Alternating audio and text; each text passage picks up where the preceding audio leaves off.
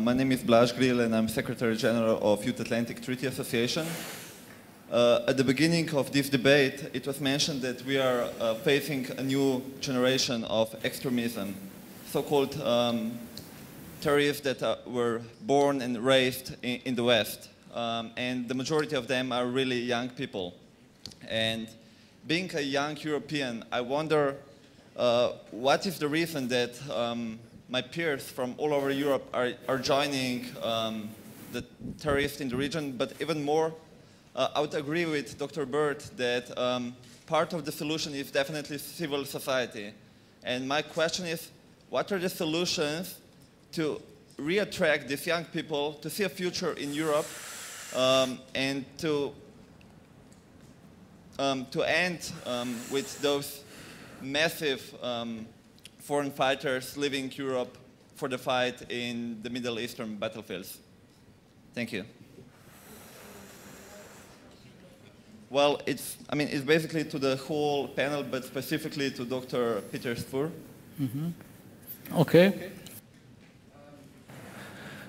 I mean, I think that we talk about research. There's another very interesting bit of research. We haven't talked about women today going to Iraq and Syria, and there was a very interesting piece of research 2 weeks ago, I think, on why young women are going. And I mentioned socio-economic opportunity in education, I think, earlier. And this report was suggesting, well, yes, that's one element, but there are a range of other factors we need to bear in mind. It's a lot more complicated than that. And one of the things with young women that the research was finding from going from Australia, America, UK, Belgium, is this bizarre form of feminism, a feminist appeal of sisterhood, of being together in a community of like-minded young women, of female empowerment actually being a factor, which struck me, that they would feel their lives were so restricted in this part of the world that it was a form of freedom going there, is what the report was suggesting. And I think I couldn't agree with you more that grassroots here, but when we talk about countering violent extremism and intervening at the community level, a guy in a suit like me working in an office in Brussels that's not going to work. It's at the mosque level. It's around dinner tables, families, youth organizations, well before you hit the police or local authorities. This is a security challenge which goes right down to that level, unlike, many things we've ever encountered. Cold War, yeah, governments sorted that out. There were negotiations, there were summits, there were SALT treaties. This involves everyone in many, in that respect. I come back to socioeconomic opportunity. I do think if you're providing young people from all walks of life, all communities, with a stake in the society they're living in, if they feel they have a scope for a prosperous future, you are going to help mitigate the risk. I don't think you're going to address it altogether. We've just heard there are graduates going out there who have qualifications that would enable them to secure gainful employment. I think that's another set of motivations clearly altogether, ideological, religious, dare I say.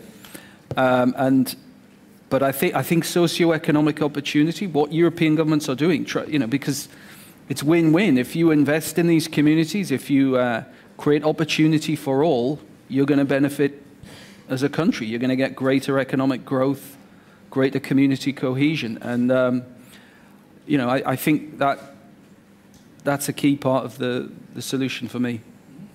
Before I ask the next question, I would like to ask the panelists who came from across the Atlantic also to address the issue of why is the propaganda of Islamic State so powerful? Pourquoi est-ce que cette propagande qui vient de l'État islamique est-elle si puissante, pas seulement pour ceux qui sont nés dans les pays de l'autre côté de la Méditerranée, mais aussi de notre côté en Europe.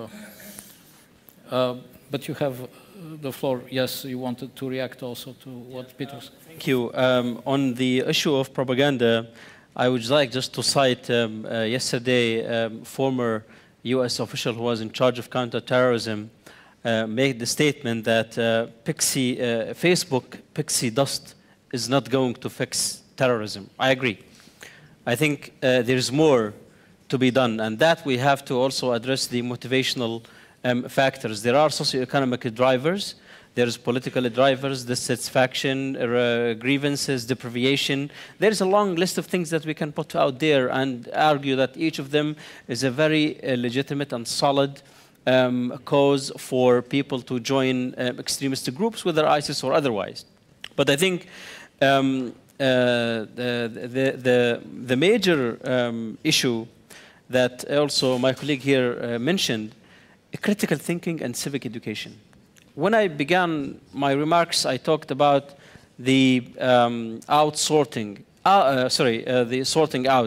Sorting out has not been done on civic identity or politicized civic identity. It is being done on a primordial, unchosen, politicized, economically empowered identity that is not leading to what we all aspire for, of creating a society of equal opportunity where equality before the law is the driving force behind competition in open societies and open markets with a very strong competitive process. Now, I think that is a major issue. Now, you ask me, how do we counter terrorism and radicalization? I would go back to the discourse that is being talked about today everywhere. One is that let's begin from within religion. As important as it is, with all due respect to every theorist and politician and policymaker who would argue that the way to go to counterterrorism is from within religion, I would take an issue with that, as important as it is. I think you have to create the alternative pool. And the alternative pool is theater, music, civic education, critical thinking, where people will have to compete on a very different court. I should not fight you on your own court, because at the end of the day, I'm playing by your own rules. So and that, I think there's a long way to go across the world. It's not only in Jordan or in Egypt or in Saudi Arabia. There is something called cultural schools in Western Europe that are supported by welfare state. Do we know what kind of teaching goes in there? Do we know what kind of education? How effective is the critical thinking that is being taught there, if at all it is taught under this cultural thing? I think the other issue is that we talked about young women from Europe joining. I think the problem is not with them joining as much as it is with them returning. Because when the dust settles, these ladies will have to come back, and they will have to raise families. They will have to, the success rate of, and they will have to instill the values and the ideology that they have learned, and they went out there to fight for. It is the formative experience of their lives. That formative experience is not going to go away. It will have to be reproduced in so many ways and forms. And one of them is to be installed in their children. So this problem is not going to go away if we say, okay, let's just pretend that doesn't exist, brush it under the carpet. That is not going to solve it. And on the propaganda, just one last point.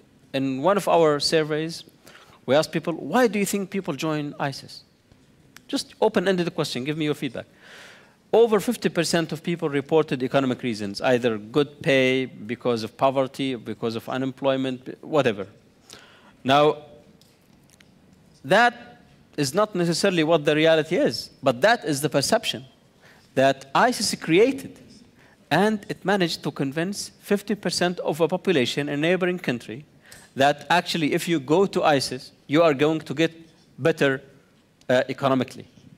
So that was very effective messaging on their part, which has not been countered in a similar manner. I think it was ISIS. They have developed a superb digital communication skills, and they have deployed those resources in a way that is unparalleled, despite all the efforts and the millions of the billions that were put in order to counter their propaganda. Vous présentez votre point de vue là-dessus? Merci. Je voudrais tout simplement souligner que quand on regarde aujourd'hui ce qu'on appelle le terrorisme, particulièrement de ce qui se passe au Moyen-Orient, et quand on analyse ce qui bouge, on voit tout de suite que nous n'avons pas affaire à une seule motivation. Je prends le cas de l'Irak. On parle de Daesh dans l'Irak, mais derrière Daesh, qu'est-ce qu'il y a en réalité? La grande force qui est constituée, qui est aujourd'hui la grande force considérée comme terroriste et considérée comme force en face, c'est à la fois des islamistes d'Al-Qaïda, donc Daesh et consorts. Ce sont des badistes, ce sont des anciens de l'armée irakienne, laissés pour compte et abandonnés.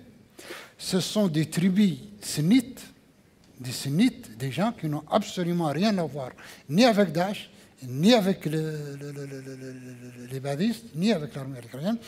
Et donc, ce qui se passe aujourd'hui, quand on l'analyse, est un regroupement de tout, un regroupement, si vous voulez, de tous les refus vis-à-vis de l'État irakien tel qu'il est conçu et tel qu'il est vu aujourd'hui. Quand on regarde en Syrie, c'est exactement la même chose. C'est aussi des islamistes, ce sont aussi des libéraux, ce sont aussi un certain nombre, toute une panoplie de gens, de toutes les pensées possibles et imaginables.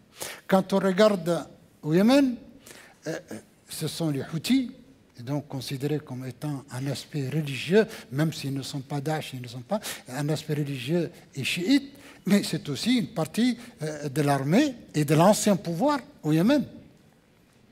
Et par conséquent, ce qui se passe quand on regarde en Libye, c'est exactement la même chose, des tribus, des islamistes et des gens de toute considération et de toute conviction et de toute conviction.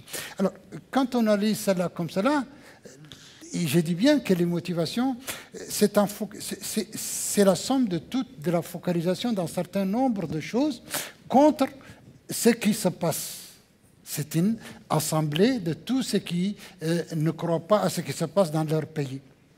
Voilà, je pense qu'il faut bien regarder le problème en face et ne pas se focaliser sur un aspect tout simplement, un aspect, même si Daesh, même si les islamistes sont le point focal très souvent de ces mouvements, de ces forces et de ces mouvements, parce qu'ils sont mieux organisés, ils sont plus historiques, et ils ont plus de moyens, et que aussi, pour répondre à la question de tout à l'heure, que leurs moyens parviennent effectivement à la population, ils ne sont pas comme les moyens qui sont consentis par la communauté internationale, qui passent à travers ou soit des autorités locales, ou soit même à travers les organisations internationales, qui ne parviennent pas toujours au objectif. Eux, leurs moyens parviennent bien là où ils doivent aller. Ils parviennent à chaque famille là où il est, ils parviennent à chaque démuni là où il est, et il est encadré à travers ces moyens-là. Et les moyens qui sont dispensés par la communauté internationale et souvent par nationaux sont dilapidés le plus souvent et n'arrivent pas, ou leur utilisation n'est pas une utilisation la plus adéquate possible. Et par conséquent, je pense qu'il faut regarder les choses en face et ne pas se focaliser sur une partie du problème tout en ignorant la réalité du problème. Le problème est beaucoup plus global et le problème est plus global. Et pour en revenir certainement à la suggestion à la faite par les panélistes, le vrai problème aujourd'hui, le vrai problème du terrorisme et de la destruction, c'est la destruction des États. Ou soit une destruction de non-existence d'État du fait des événements, ou soit des régimes qui sont des régimes qui ont mis leur pays dans une situation où personne ne croit plus en rien et une somme importante de citoyens, pour des motivations différentes, s'en prennent à leur propre pays et commencent à se faire une guerre interne dans leur propre pays. Je voulais faire ces deux précisions-là. Merci.